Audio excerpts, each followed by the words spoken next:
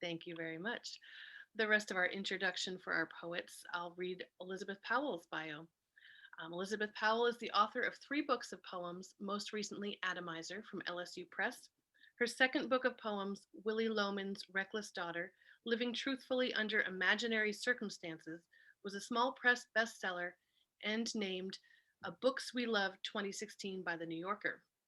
Boston Globe has called her work wry and fervent, and her novel, Concerning the Holy Ghost's Interpretation of J. Crew Catalogs, was published in 2019 in the UK. Recent poems appear or are forthcoming in the New Republic, Stand, and American Poetry Review.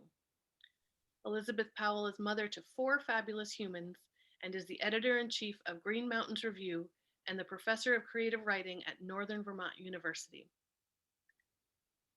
And now please help me welcome. Also, please mute yourselves if you're not already muted so that we can cut back the background noises for our poets to read.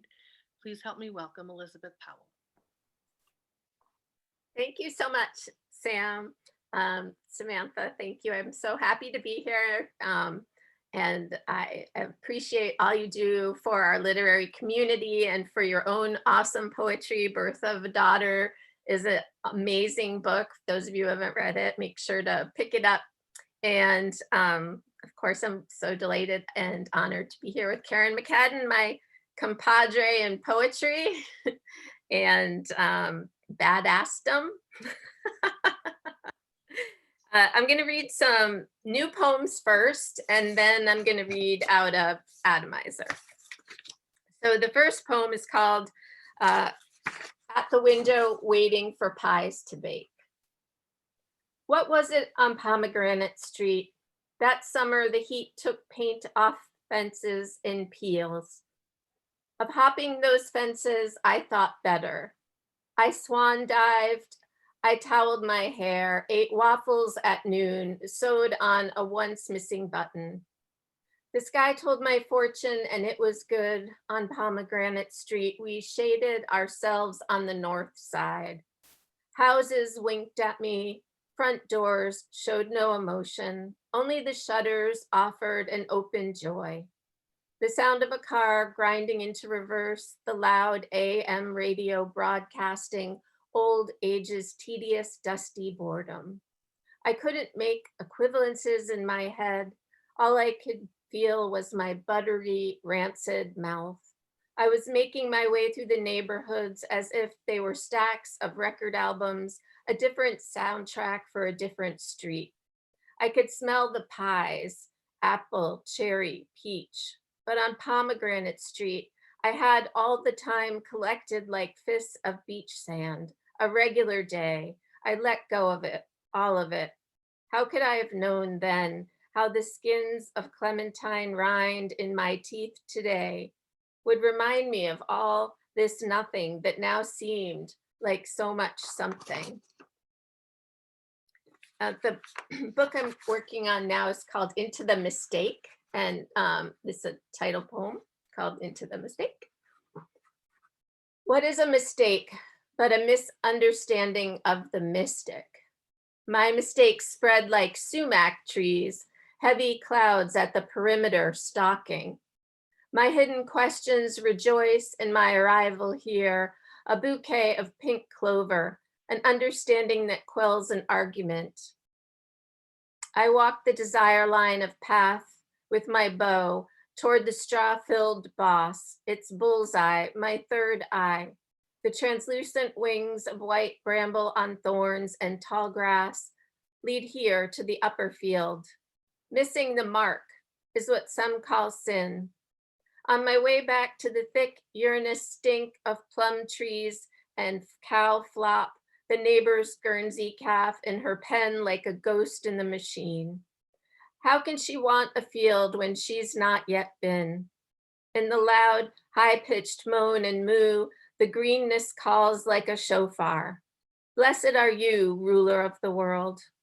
I pet her spotted nose, then wave.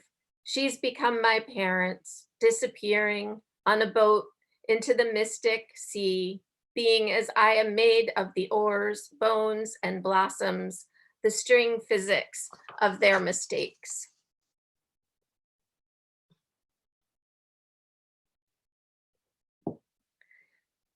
The next one's called Fallow Field. Plowed and harrowed it lays in repose, an odalisque or virgin, awaiting time to restore. I alone am responsible for letting it be. But this is what brings the plein air painters with their belief in regeneration and the articulation of what is. To be left unsown is to believe the field is not a corpse, bled to death on a kitchen table, the till a dilation rod, the burning a curettage. The field mediates and meditates for hours, rising toward the vanishing line. The velvet lining in my brain spun and silkwormed by my fire thoughts. My ovaries now ornamental lilies dying after Easter. Next year, seeds will lodge in topsoil like eggs, lodging in endometrium. My toes inchworm the dirt. The wind suction aspirates, cells into the air. I am beyond fallow or fertilization. I thought I was the field, but now I think I am the sky. Okay, so those are new poems. The cover of Atomizer, I don't know, I can never figure out the camera, is a photograph by Laurie Simons. She's one of my favorite artists. So I thought I would read the poem that's an ekphrastic poem that comes from that piece of artwork. It's a, woman's legs coming out of a bottle of perfume, sort of captured and trying to move forward, but unable to. So that piece being called Lying Bottle of Perfume, my poem's called Lying Perfume Bottle of Chanel pour Monsieur, which was the it was a 1950, came out in the 1950s. It's still available for a certain kind of like Don Draper dude in the 50s. Tell me everything, he said. That was the top note. That was what the scent would have said. If it could also speak nouns, window, sun, woman, summer, filling the white-walled bistro. How oak mossy the world is, how odor is identity's first ardor. His scent opens a portal. He said I seemed worthy of its lemony, neroli blessings, its cocoa philosophy of my life didn't please me, so I created my life. The light wafts in the window, inflects the room with Vermont in June, languidly arriving on dust motes. I am an object, ponging myself into capture's mendacities. His antediluvian cardamom yanks me, a jazz song my father listened to or a shape no geometry understands. There's something familiar about the animalic scent, the refined contradiction of all that presses into my plasticine skin. Not all scents register in the conscious mind. I hope to seize his cipher chords inside me like Arcturus flickering. Reader, even the sky has a composition. He sips espresso, eats blueberries, his citrusy spell flirts the morning air. He plays the bow ideal elegantly. Now you tell me everything. I want the aromatics, how the blooming foliage comes over me like a perfume bottle's glass enclosure. I see out a Friday morning, the polite ambition of new lovers. This memory, an atomizer I'm sprayed out of, droplets seep into pores. Tell me everything. He said it was advertised as a gentleman's scent in 1955 to open over a whole day. How it adorned madmen and rogue dukes of thus and such. Fantasy is what we create when we have nothing left to say about a world that has left us trendy, fetishized, empty. He researched me as an olfactory curator might, my social media Lysol life. How to turn moments into hyperrealism, daughter of the cold hard cell. Tell me everything. My father wearing this scent, tightening his tie, his capitalist's noose, thinking He's 007, slapping himself in the face with it. No woman can know him. So some of the poems also have to do with farm scents, not just perfumes and manufactured scents. There's also sort of a line of inquiry about farm life and the smells of farms. And also there's a line of inquiry through the book about technology and its effects on love. And so this poem is about the Book of Sires. It's called the Book of Sires, which was a book. My grandmother was a dairy farmer, and it was a book that had all the bulls in it that you could choose, for the artificial insemination man when he came, which bull semen to use. So I thought it was a lot like, the online match.com for cows, looking through the pictures. So it's called the Book of Sires. 1. In reality, it was a semen catalog, a print precursor to online dating, but for cows. The barn's romance filled with the stench of nitrogen, Graham's back to the land ambitions, her own mating disappointments, the milking room radio remunerating Chopin's preludes to barn cats amid the promise of herd genetic progress and economic relevance. She studied the book with a weird affection, attentive predilection.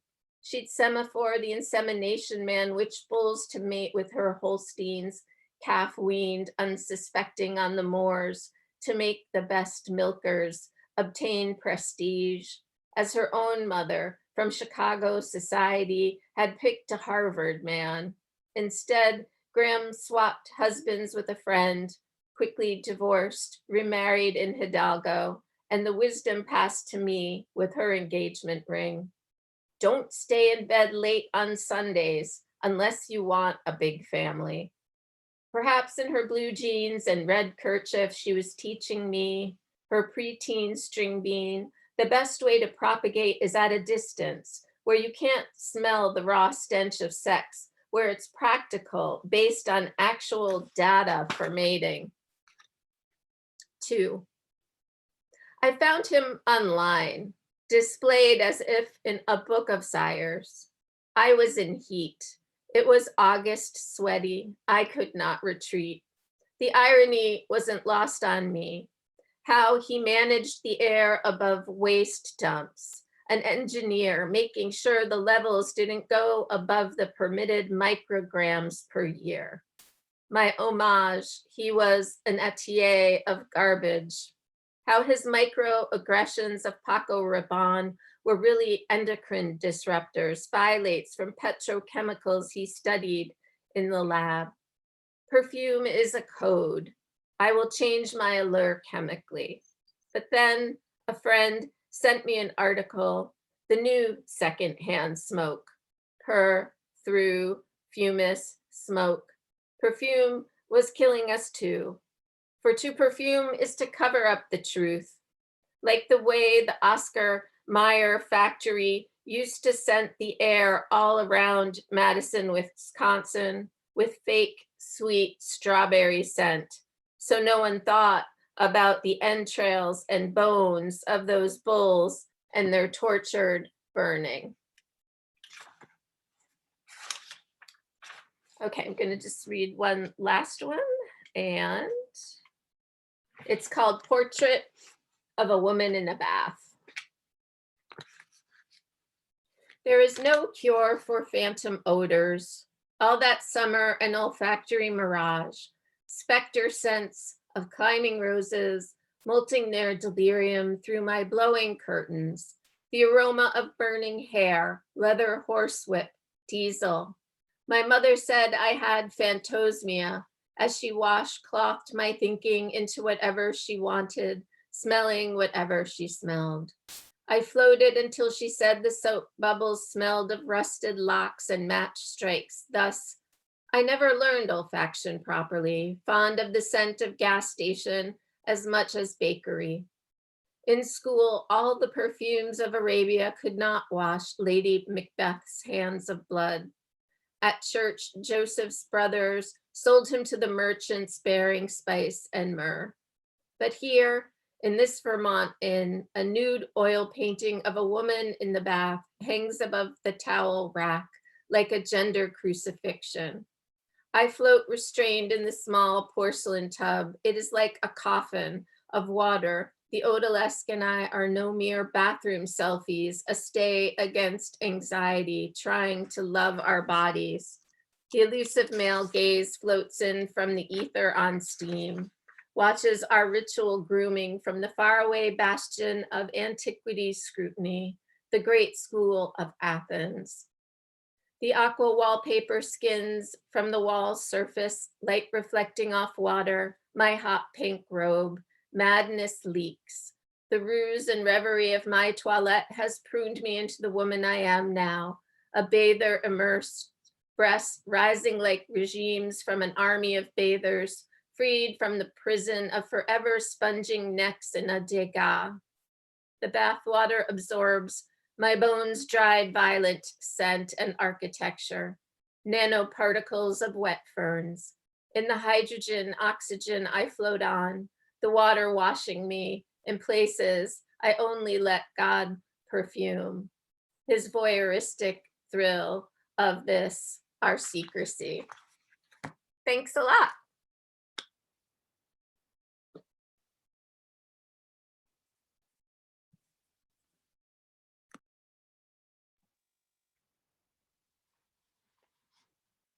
Sam, you want me to roll on? Sure, yeah, let's go. That was wonderful, Liz. Thank you so Thanks, much. Liz. Well, thanks everyone for being here tonight. We'll have a chance for some questions at the end, and Liz and I can talk about whatever you want us to talk about within reason.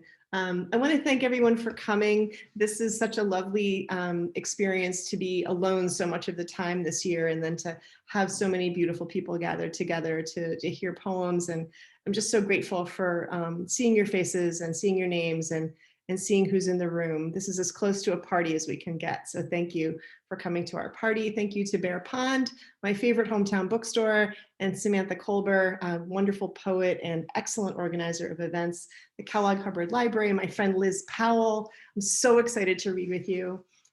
We spent a lot of great time last summer talking about poems in my screen room. It was really sustaining.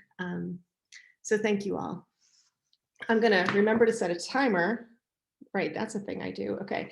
I'm going to be reading from my new book, and this book, American Wake, has 3 strands in it, and all of them are concerned with the idea of home and how homes fall apart and how homes get rebuilt. So I'm very interested in domestic spaces.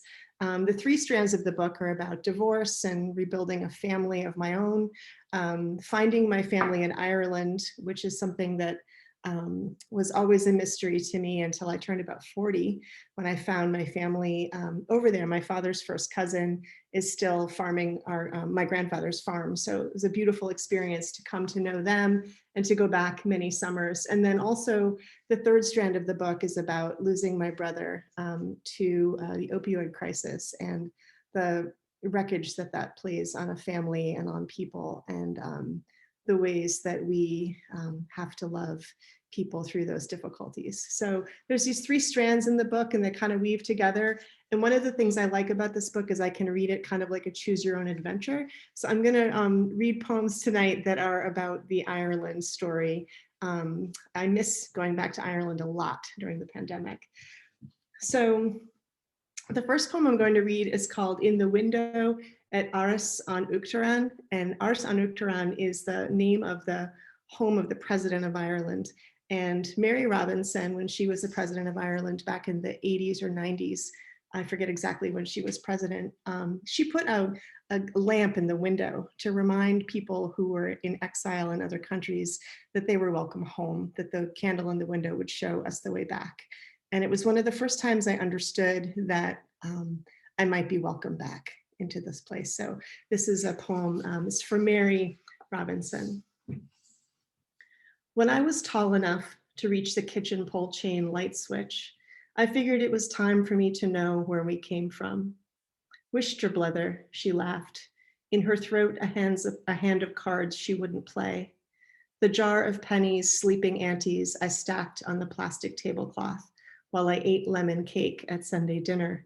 And she bustled in a navy blue dress, the paragon of American grandmotherhood. I, a good girl who later wouldn't listen. First, I was a farm wife who kept a house of secrets. I was from nowhere. I failed and failed to make my way. What did I know of home? I say sometimes now as a way of lying to myself. I knew and know, and if I am to be honest now, I waited too long to learn to fight, to talk back to myself like a light crowds out the night. The first time I saw where my family was from in Ireland was using Google Maps. So I was able to drop in on Street View and see the family farm for the first time. So that's a really strange experience for someone trying to reconnect with the space. This poem is called Street View. I Google where I come from in Ireland, drag the yellow man into Street View, and click the spin arrow over and over so I can see it all. When I pull him off the control panel above his plus and minus, he flies, a patch of green hovering below him, his own flying island, his little earth shadow smudged at the edges, the earth map ocean below pulling at its beaches. My index fingers pad the moon, my hand the god I am not. Though here in my village home, sturdy and clabbered, I am a kind of one who can see across the world. Move a little man to where I want him, spin him, and see what he sees. My flex steel sofa and hassock, my cloud bank god office. If the phone rings, I will ignore it, will hear the cars sighing through the village like a lover sleeping, breathing in and out like the waves on the flying island, or the breathing of parlor pipes, the elbow pressing its lung like fast motion tides pull oceans into plastic shapes. The peaks of them, a god pinching a blanket into a fort. He flies, and for a minute, because I can, I flip him back and forth, dangle him from his pivot head, his legs flipping left and right, his arms back a bit, like I am leading on the dance floor, and I have dipped him, the small of his back arched, his arms not reaching out to save himself, his feet no things for walking on, his face no place for features. Then the veins of roads fill with blue, and if I drop him into one, the earth will flip from map to street view, and I will see out of my man's eyes. And where was he all my life? I walk him around as far out as the bogland, where Google shows so little green, more brown, as the hills climb toward the border with Northern Ireland. Stop shy of the wind farm's 5 pylons, and I lift my finger to drop him there, right in front of the no-roof old house, which in map view looks like a sheepfold, its roof long fallen and rotted back in, a busted shoebox full of derelict farm tools. I look for a way to rebuild it, think 5-gallon buckets and some lime wash, a new thatched roof. I can do the metal kind myself, on my knees, loving the world from above it, grabbing onto the ladder to study the vertigo. And though he has no hands, I watch him scrape and smear rough clay onto walls with a bull-nosed trowel, each stroke burying perlite into the water of the mix, the smoothest surface the one longest touched. I can tell by the way he does not look at me that soon he will want me to start on the roof and the door. And that while I have always been an insect trapped inside a car, gone for a drive that seemed a moment's thought, gone instead to Florida or the moon, the whole world were wrong once I was released. It seems that we are a likely pair. I spent a lot of time in Ireland trying to figure out how to rebuild the old house, how it's just stone walls, like the poem says, and it has no roof and it's full of garbage, farm detritus. And I always think like, well, we could rebuild it. And then everyone's like, yeah, no, we can't rebuild it. So part of what I did when I was over in Ireland, a lot of the time is I would ask people questions. I'm like a toddler. I want to know what everything is called and who everybody is and what every story is. And for a long time before I went over, I corresponded with a couple of cousins about genealogy, and I was obsessed with who came before whom until I learned that really what matters is who's there now and what's the land like. So this is a little poem about a story of my family. In Legany, Donegal. My little grandaunt had no coat, and it lashed rain in March on the way to school. And the schoolmaster at Four Masters saw her trouble and sent her to stand by the fire. And the cold little girl in the wet dress stood too long and dried the rain and caught fire. Everyone running and patting her out, the degree of burns, not anything that survives in this story. No other details, just the rain, no coat, the teacher, the fire patted out.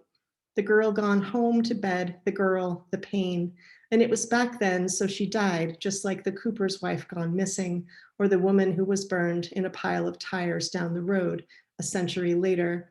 A fire, no cleansing, and nothing to do after, but almost get lost in time.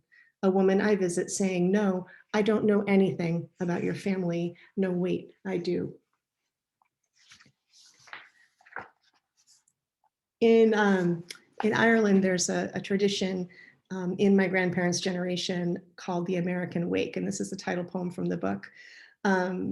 When a child was leaving to go to the United States, they would have a wake, and the wake would last all night, and it would have all the trappings of a funeral wake, except the dead person was alive.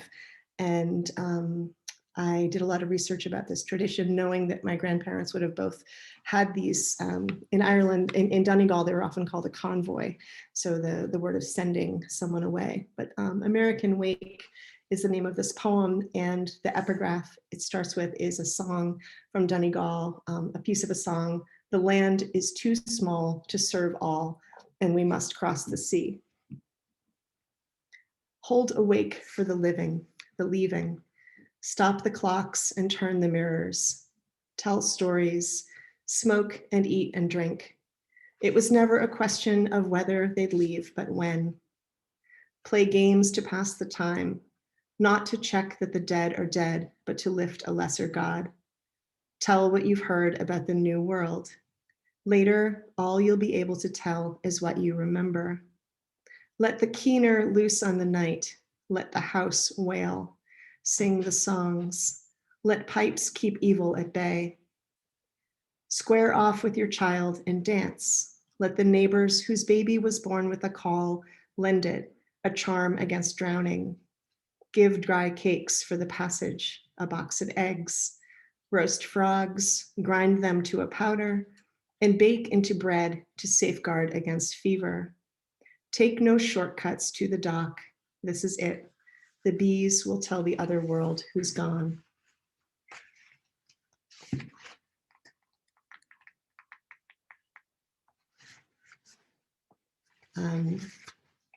I went to the Aran Islands with a good friend of mine. His name is Sarah Squire, a colleague of mine from Montpelier High School. We spent a glorious week on the tiniest of the Aran Islands, and this poem, Nine White Deer, is for her, and it outlines the story of Saint Gobnet, whose tiny church we accidentally happened upon on the island on a walk. Nine White Deer, for Sarah. The sea forgives nothing on Inisheer, though I think it might, outnumbered as we are by stones and bees, the campanula suggesting stay, playing their purple bells in the wind. The cell and church stand open to the sky like mouths, and what might be square tombs show their backs. Gobnet ran from her family's fighting to live here in a stone cell, no bigger than a rowboat underground, next to her church. A church so small, we think it's a ruined cottage at first. Barely legible in the grass beside it, the stone outline of another room, where the coffee and donuts were served, we laughed. Shushed by a woman who points through the narrow door at a priest in white robes, his arms up as if to hold the sky, the church roof gone. We stand with our palms to the stones and listen, feeling the thinness, eyes welling. We are waved in, given a book, sound out words in Breton and guess the melody of Heureux. Our textbook French barely a guide. Not even the carline thistle's gold readying us for the communion we take, the wine we share across time. Halfway back in time until Christ, a vision told Gobnet to leave this place, not to settle until she found a herd of 9 white deer. There she would find her resurrection place. I know how tired she must have been. A double hawthorn tree stands like a mother at the top of the meadow, shark fins and bird bones hung from her branches, skulls tucked in her elbows. I leave a shell at her feet with a prayer for my family, walk out past a square white stone covered in moss and broken shells, where the birds break snails for their meat. I'll read one more poem. It's called Colletter Forest, Father McLaughlin's Well. And one of the things that my cousin Pat really likes to do when I go stay with him at my grandfather's farm, now his farm, he's a sheep farmer and a taxi man. So he drives taxi all night and sheep farms during the day, and asks me to pack his lunch for him. He likes to go on the quad out to, the farm is right on the border with the north of Ireland. So there's this very kind of derelict road that goes right over the border that used to be bombed out back when the Troubles were happening. And in this forest called Colletter Forest, there's a holy well, and he likes to go and get holy water. So this is about one of the many times we've gone to get holy water at the well. Colletter Forest, Father McLaughlin's Well. We cut through the forest to check the sheep on the far mountain and stop to fill our bottles. Sitka spruce make a grid filled with moss. Above the holy water on a shelf, this shrine, baby toys, wrappers of pills, prayer cards, Star Wars posters. Jesus, his beard chipped, pointing to his flaming heart. Next to him, another Jesus, broken ankles, alabaster, hollow and full of leaves, a hole clear through his chest. Baby dolls, a cane, and face down there, another Jesus, slumped beside the shotgun shells, packs of cigarettes, snow globes. Near inhalers and Hello Kitty and zipped baggies of jewelry and charms, another Jesus, hands open. We kneel to bless ourselves. Midges worry the air until they find us. Nearby, in the asphodel in the wet ditch, horse bones almost clean, look like what I think I am underneath. Thank you.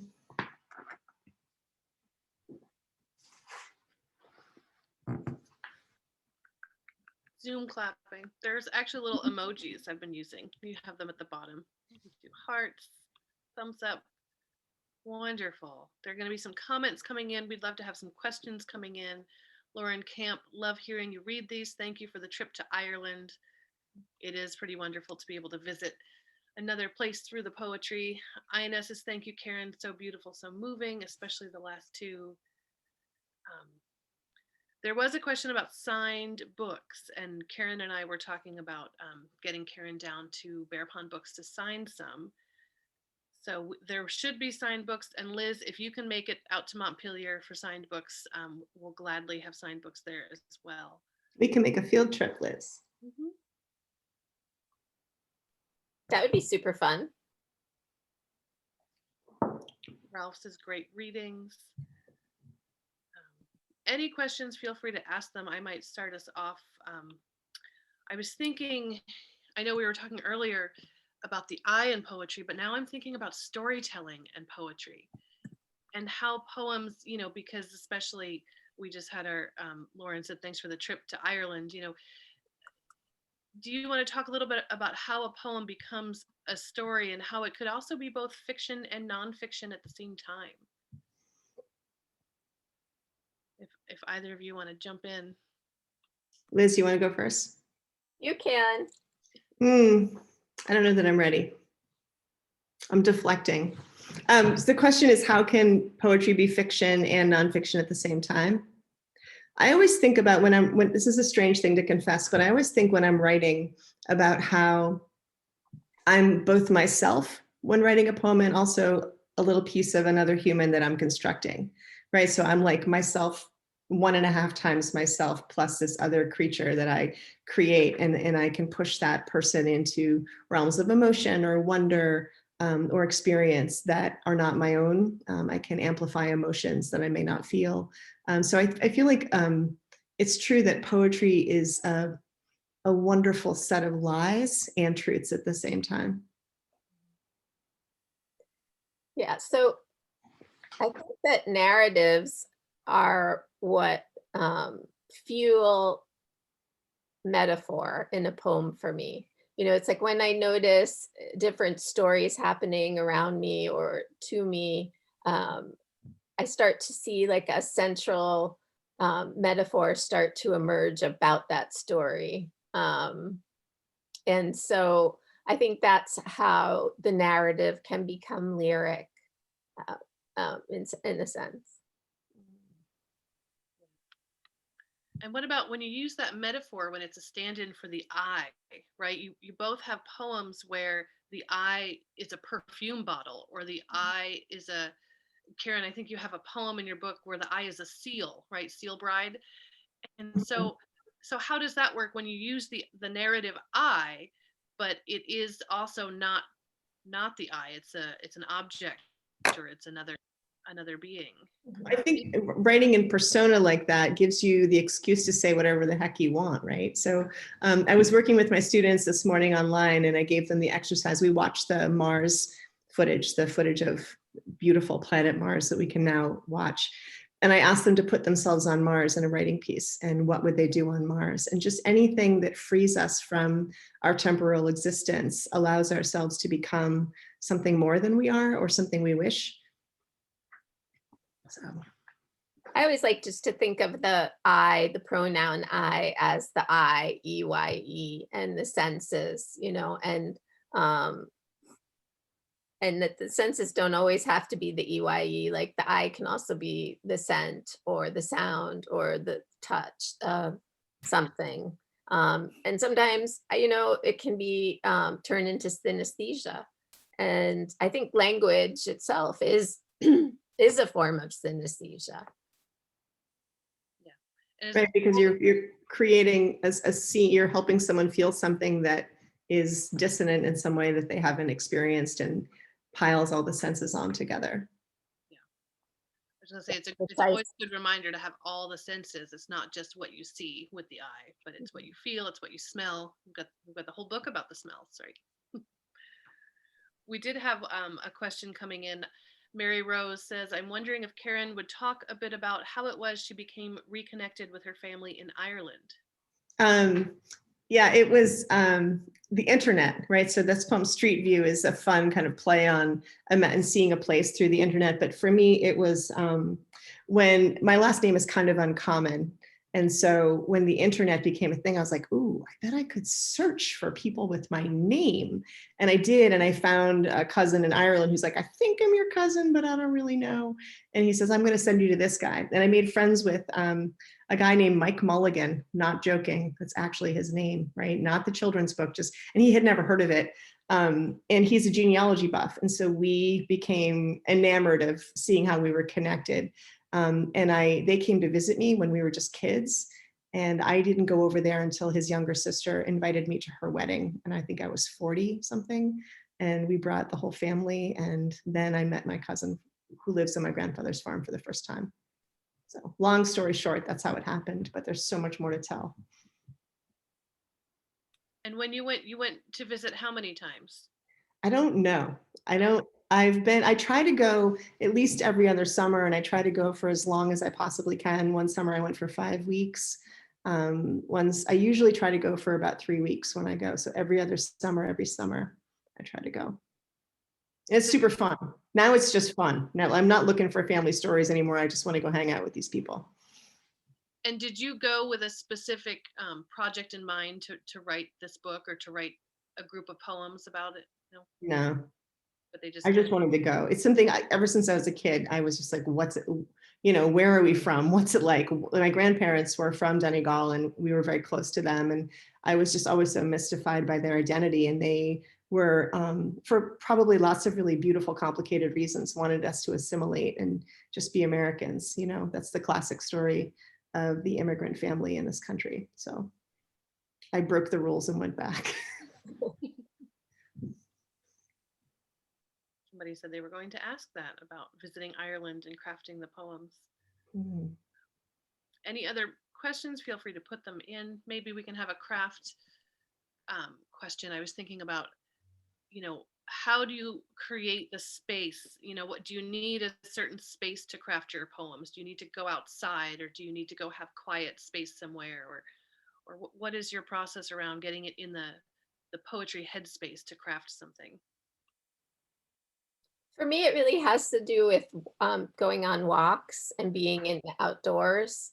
It's really important for me to have that space to relate to outside the four walls, and to, look at all of the beautiful nature around me, even in winter, and consider that. And that's what really gets my mind going. And, then if I don't have a pad with me, I have to like run in to write something down. Although I just sort of became keen to the fact that if I have my phone with me, I can like speak my ideas into it, which I kind of like. Except then I sometimes forget that I've done that, and like a few weeks later, I'm like, what was I saying? I don't know, but I love going through my notes in my phone, like, what the heck is this? Yeah. I think I really rely on friends who are writers, sharing work. And I'm just remembering reading with Liz tonight, the time we spent last summer and just conversations. And then when you know each other really well, one of you can say to the other, oh, you need to write that, and sort of give each other assignments about what to write. And like, why isn't that one of your poems in your book? So the help that we can give each other and filling in the gaps is really helpful. yeah, having friends who can see your blind spots and point them out to you and help you try to interpret, like, why do you have that blind spot? And then challenge you to write that poem is like, it's very meaningful. And it's and the fluidity of that in a relationship's a beautiful thing. Mhm. Sounds a little bit like poetry therapy. Yes. I was just reading, Daisy Freed just was writing about poetry as therapy, and she was saying on Facebook, I love reading her posts on Facebook, she was saying that it actually isn't therapy, it's a kind of harm, which was so interesting, that we experience harm as well when we reinvestigate our stories. There was another comment question. It says, Kerrin, David Dobbs here. You teach wonderfully. How do you see your poetry work crossing with the teaching? And I should add that there's a shared sensibility in your poetic and teaching personae. Thanks, David. Hello. Thanks for being here. I know this is true with Liz too, because I visited her classes, this sort of dialectic with your students where whatever you're thinking about as a writer, you deliver to your classroom. Whatever you're obsessing with, you think, well, I'm going to try this out here. I'm going to see what these kids think of this. And so in a way that our students are guinea pigs for our obsessions. But also it's just really fun to work with kids about things we care about, right, Liz? I mean, I don't know if you want to speak to your own, how teaching works for you too.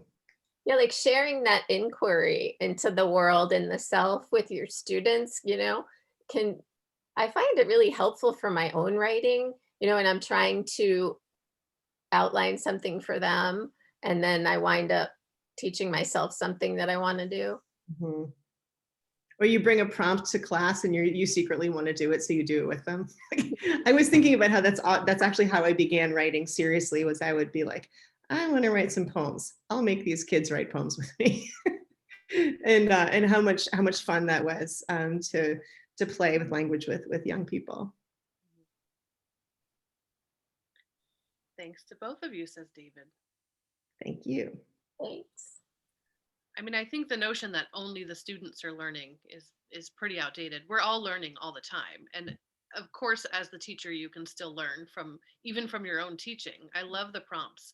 Every time I've done a workshop, I also do the prompts when the class is doing the prompts. And I've come out with some amazing poems sometimes. Sometimes it's not, and sometimes it is. But you know, I couldn't, because I'm like Karen, I'm like, I have to also write. I can't not write sometimes if I'm seeing, especially seeing other people write. And I'm a sucker for prompts. I'm one of those people who they really work for me. I know not everybody likes using prompts. I love the idea when you think about prompts, this phrase, enabling constraints, that the constraint of a prompt enables your imagination. Ellen Bryant Voigt would tell the story about how, I believe it was Ellen, I hope I'm not misspeaking, I think it was her, that when you are the constraint, the prompt is the thing that you have to pay attention to. And while you're paying attention to that, your imagination sneaks up on you. I think we have to trick the imagination to open into the space of writing. And she likened it to a dog and a cat. So I'm in my house and my dog is banging on the screen door. I'm like, oh God. And you get up and like, okay, come on in. And you're paying attention to the dog, which is the prompt. But secretly the cat sneaks in. The cat's like, Lulu? You know, and then that's your imagination, that you pay attention to the prompt and then something shows up and you're like, oh, what's this? I guess it's the cat. So I love that. I just I think about that all the time. Yeah. And it makes sense. Yeah, trick the imagination into showing up. Yeah, and it makes sense. You know, oftentimes a poem is not actually what the poem is about, right? You could sit down and set out and say, I'm going to write this poem about my mother, but it's really about my father, or it's really about, you know, the pandemic. You know, it could be anything. Do you want to talk about how, do you ever sit down to write a poem about something and it becomes something else, and do you wrangle the poem back, or do you let that grow? Has that happened? It makes me always think about the biblical story about Jacob and the angel, you know, that Jacob's going to wrestle the angel until the angel swears to bless him. And I kind of feel like that's the same with poetry. And the more I know ahead of time, the more wrestling is going to happen. So sometimes it's better just to start with a nice walk and, you know, let the footsteps create a cadence in my mind and approach it sideways that way. Otherwise, you know, wrestling matches where somebody gets blessed or doesn't are kind of high stakes. Yeah, I think as long as if I know what the poem's going to be, then I'm forecasting something and I'm just going to force it and I'm going to ruin it. So I think part of what's wonderful about writing is being in the mystery of whatever might show up and letting it happen. I'm always like, what the heck was that? You know, when I'm done writing, like, whoa, what's that thing that just happened? So that's when I feel the most excited. And then I can later go back and wrestle with it after it's done, it's showing up. I definitely love that element of surprise, right? I think Jeff Hewitt used to teach this, and I think he's here, about how if you know what you're going to write, why write it? Right? You have to surprise yourself, and if you surprise yourself, you surprise the reader. Mm-hmm. So true. Always with the wisdom, Jeff. Is he still on? He was on earlier. I think I see his name. So there's a question from Alice. What's your very favorite prompt? Oh, here comes Jeff, maybe to bless us with some knowledge, some wisdom.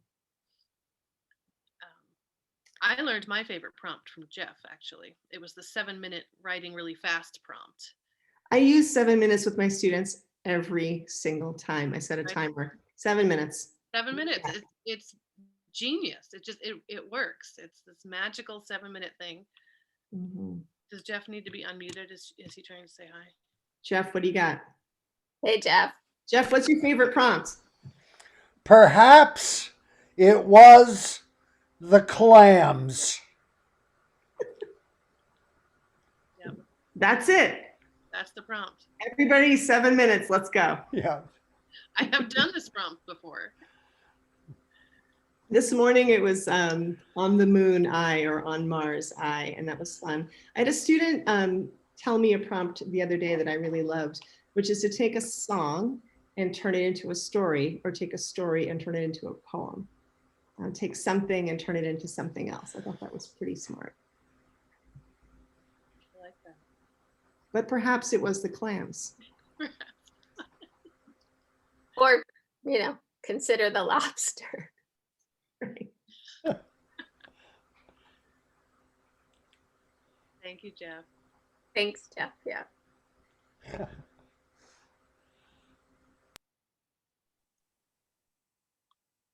This has been a wonderful reading and discussion. If there are any more questions, feel free to pop them down. Trying to think if there are any more prompts. I know. Now I've got the clams in my head. I never want to write about clams, though. I just never do. Maybe something else wants to sneak in there. I should try it. I love the cat and the dog analogy. I'm totally going to be thinking about that now. It's so helpful just to know that you never know what's going to show up. Yeah. Hopefully it's not a raccoon, but maybe it is. I don't know. Or a skunk. Well, thank you, Liz and Karen. I'm going to hold up your beautiful books one more time. American Wake, very pretty. And they're all pretty. I love all poetry books. Atomizer. I don't know if you can see them in the camera. There are some more comments coming in. So wonderful to hear you both read. Karen and Liz, thanks so much. Wonderful reading, great advice. Yeah, I always hope that there are some poetry students or anybody who likes to write poetry that can gain a little bit from the wisdom of all the poets here. Thank you for coming to Poem City. There are a few more events. You can check them out at poemcity.org or at Kellogg-Hubbard.org. There's another event tomorrow night. There should be a few more events. And if you can get downtown in Montpelier and see the poems, they're just really great hanging up in all the windows. Thank you all for joining us. Check out Bear Pond Books. We'll have signed books soon. Right, Karen and Liz? Mm-hmm. Oh, you're welcome. Jeff says, thanks for bringing Liz and Karen. My pleasure. I think I wanted to do this like a year ago, right? We kept getting waylaid. But it's nice to have, you know, the Zoom platform has its pros and cons. It's definitely nice to be able to have people from all over attend. I don't know if anybody from Ireland got on tonight. That would have been neat. No. Is it It's like the middle of the night there for them right now. Yeah.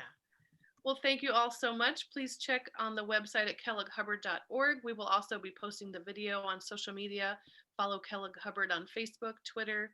It was really lovely. Thanks for coming, everyone. Everybody's saying thank you. Just a wonderful reading. Do the Zoom wave. Thanks, everyone. Thanks everyone for coming. Really great. See you on the flip side. Thank you.